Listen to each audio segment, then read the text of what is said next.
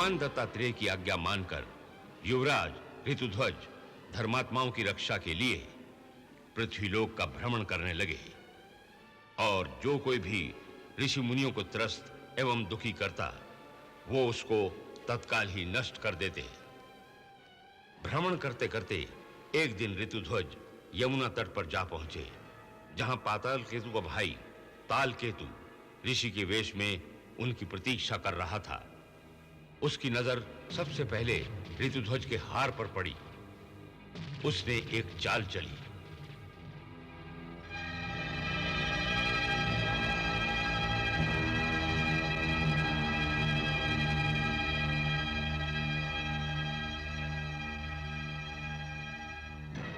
प्रणाम ऋषिवर। युवराज, तुमसे पहले तुम्हारी कीर्ति यहां पहुंच गई है। तुम तो हर याचक की याचना पूरी कर देते हो। आप आज्ञा कीजिए ऋषिवर। धर्मार्थ यज्ञ के पश्चात उचित दक्षिणा देने के लिए कुछ धन मिल सकता है। धन?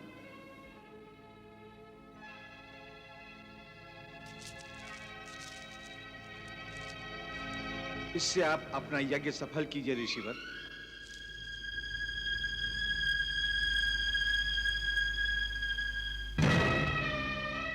युवराज, तुमने अपना नाम सार्थक कर दिया।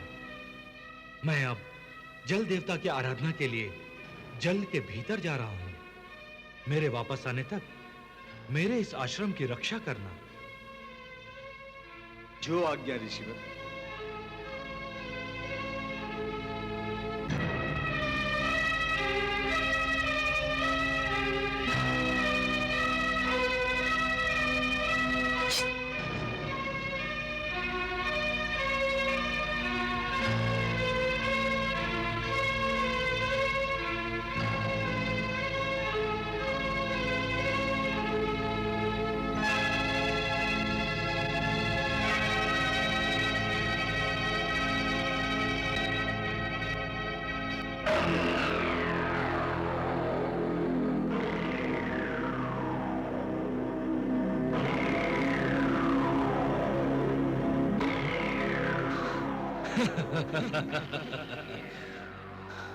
अब देखना मेरा प्रतिशोध। मैं तुम्हारा जीवन मृत्यु से भी भयंकर बना दूंगा।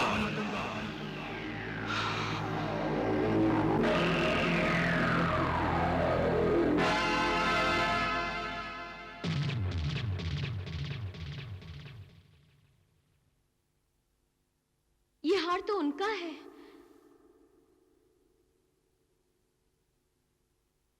जी पिताश्री, यह हार आर्यपुत्र का है।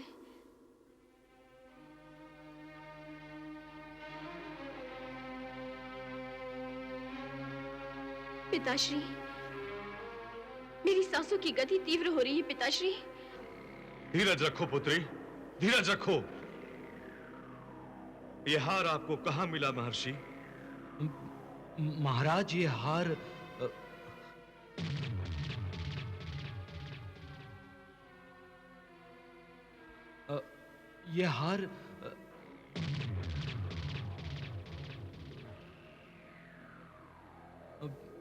यह हार बोलिए महर्षि, बोलिए। कैसे वर्णन करूं महाराज? गला रुक रहा है, होंठ कपकपा रहे हैं, जिह्वा कुछ बोल नहीं पा रही है महाराज। बोलिए ऋषिवर, बोलिए। ऋषिवर, मेरे स्वामी सकुशल तो है ना? बोलिए ऋषिवर, वो कहां है? बोलिए, कहां है वो? वो नहीं रहे। कुमार ऋतुध्वज मायावी दैत्यों द्वारा मारे गए। नहीं! नहीं! ये संभव नहीं, ये संभव नहीं।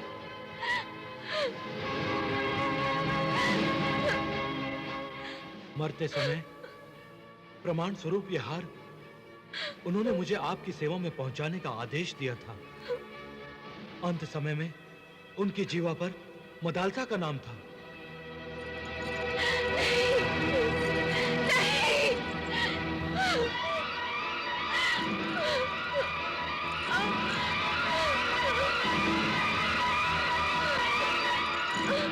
प्रतिहारी, राज्यवैद्य को बुलाओ।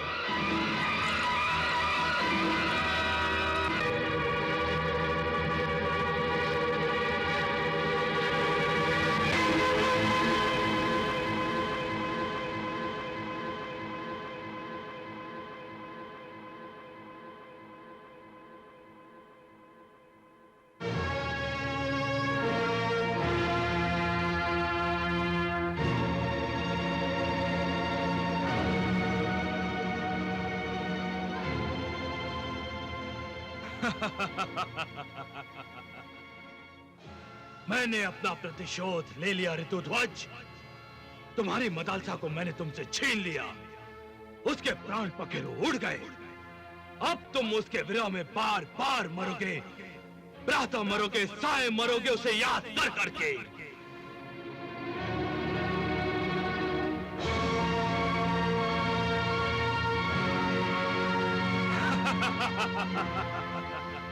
यूं ही टहलते रहो और आश्रम की रक्षा करते रहो। जब तक तुम अपनी नगरी पहुंचोगे, मदालसा का अंतिम संस्कार हो चुका होगा।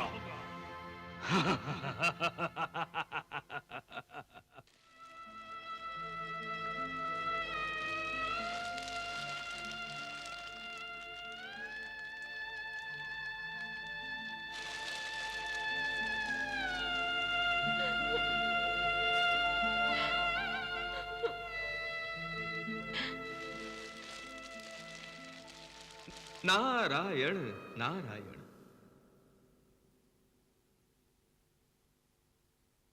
कल्याणमस्तु। हे प्रभु, हे दत्तगुरु, यह अचानक क्या हो गया? ऋतुध्वज और मदालसा के बीच जो सुखी जीवन का अध्याय शुरू हुआ था, वो अकस्मात समाप्त हो गया। मदालसा मर गई प्रभु, मदालसा मर गई। देवर्षि, इस पृथ्वीलोक पर जन्म लेने वाले हर किसी को एक न एक दिन मृत्यु के अधीन होना पड़ता है। परंतु इस प्रकार प्रभु, इस प्रकार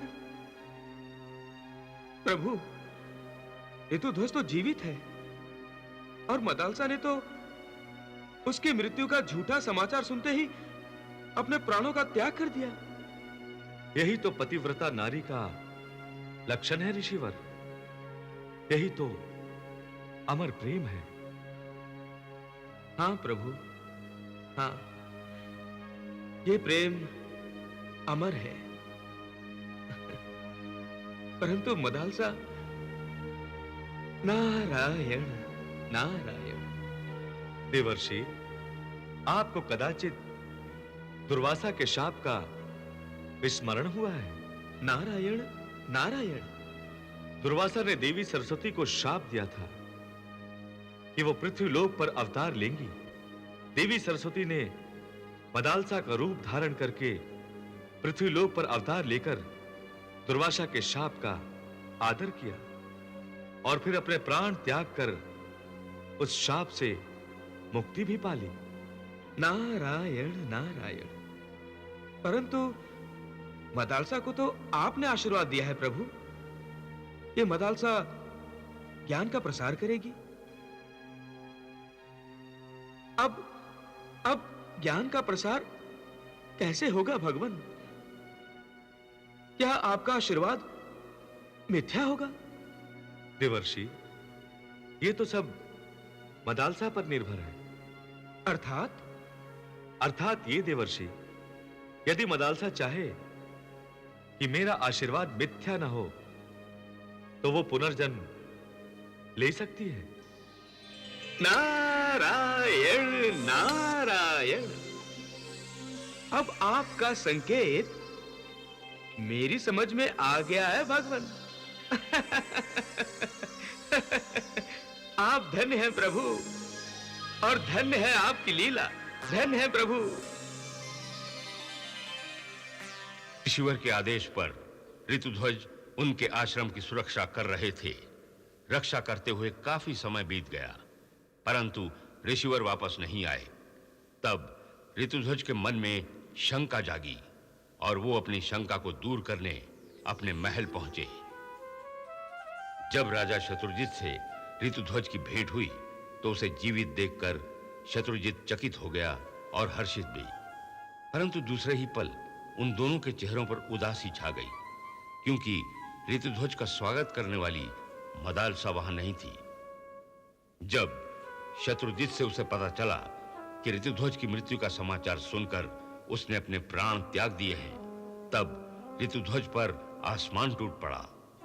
पत्नी वियोग के दुख में ऋतुध्वज की दशा उसके परम मित्र नागकुमार मणिप्रकाश से नहीं देखी गई और उसने अपने पिता नागराज से मदालसा को पुनः जीवित कर ऋतुध्वज के जीवन को संजीवन देने की प्रार्थना की। हम अपने अग्रज भगवान शेषनाग की शरण में जाते हैं।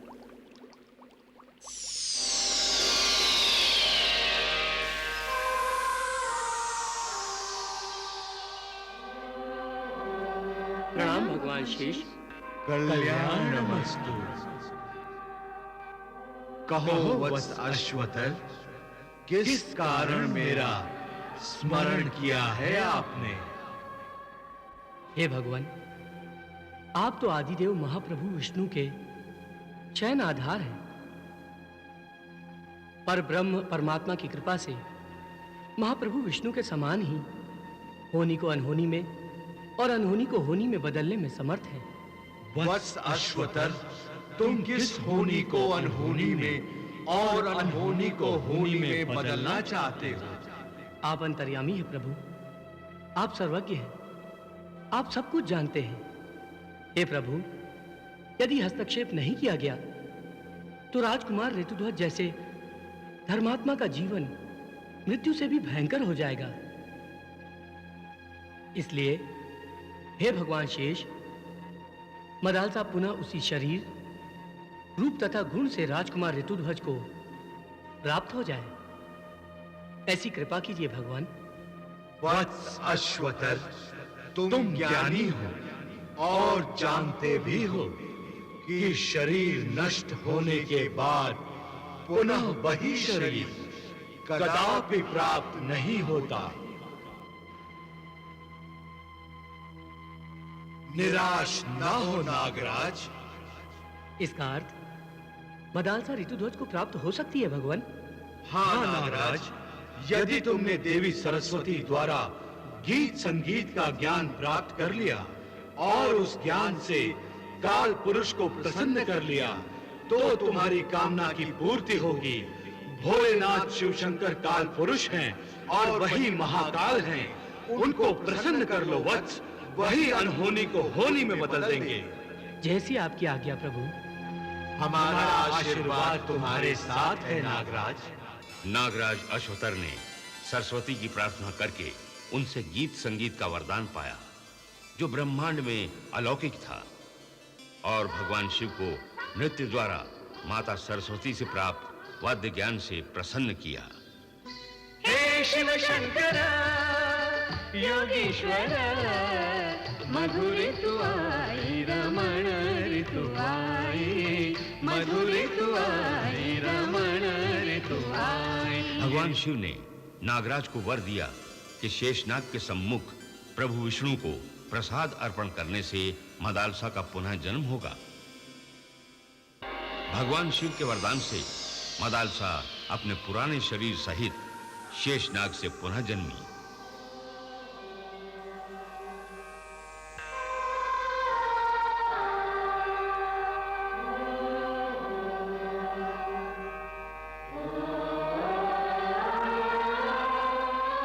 नागराज जब मदालसा को ऋतुध्वज के पास ले गए तो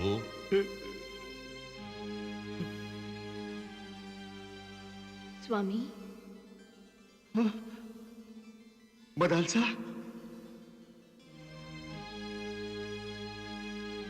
तुम जीवित हो मदालसा? तुम जीवित हो? तुम जीवित हो? हाँ, मैं जीवित हूँ। तुम जीवित हो मदालसा?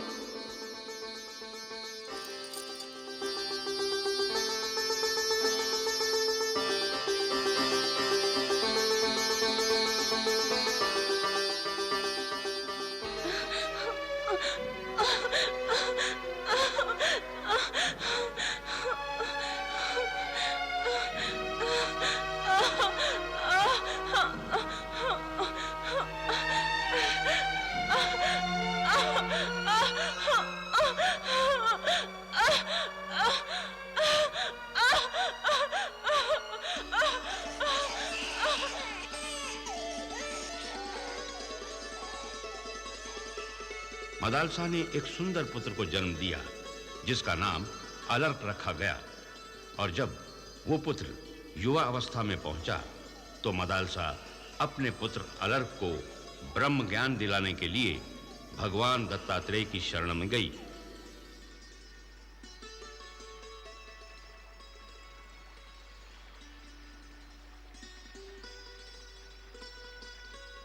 यही है तुम्हारा पुत्र? हाँ प्रभु, यही मेरा पुत्र अलर्क है। ज्ञान उपदेश हेतु इसे आपके चरणों में लाई हूं। प्रणाम प्रभु। पुत्र अलर्क, तुम यहां आए किसकी आज्ञा से? आपकी आज्ञा से। तुम्हारा ये जीवन किसकी आज्ञा से चल रहा है? तुम्हारी अपनी आज्ञा से? नहीं प्रभु। तुम्हारी आंखों से देखता कौन है? कानों से सुनता कौन है? बोलता कौन है?